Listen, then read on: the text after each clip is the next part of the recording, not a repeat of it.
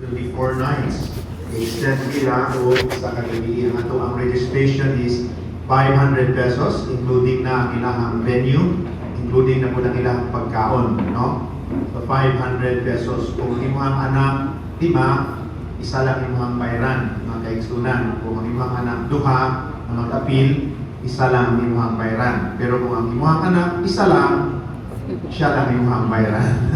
Mga kaigsunan, no? So, that's to give leverage sa mga daghan ng anak na lisod ba yung panahon karon. We will be looking for sponsor. Kung gusto niyo mag-sponsor sa youth camp, very much open. Kung gusto niyo magkatabang para sa pagkalambog sa espirituhan ng kinabuhi sa mga young people. We have mga young people sa ato feeding programs na nahimo ng young people na mag-join. Daghan sila mga kaigsunan.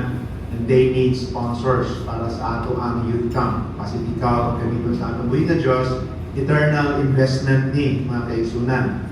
Mas importante pa ni sa atong load, mas importante pa ni sa atong mga gina-invest ni kalibutana na lumalabay lamang. We are investing in the souls of men and women to be founded in the Word of God. So we encourage you, if you have extra blessings, to support our youth ministry this coming April 27 to May 1. No?